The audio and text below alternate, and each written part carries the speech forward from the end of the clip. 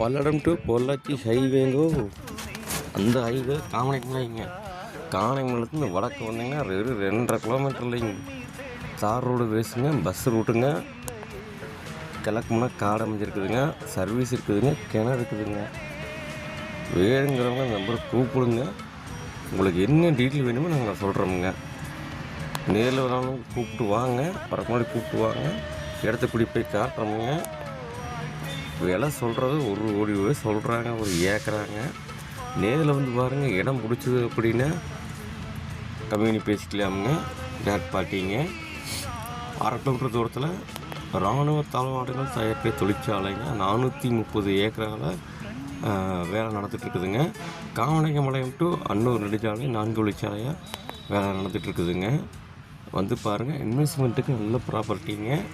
விலை நெகட்டிவ் தானுங்க.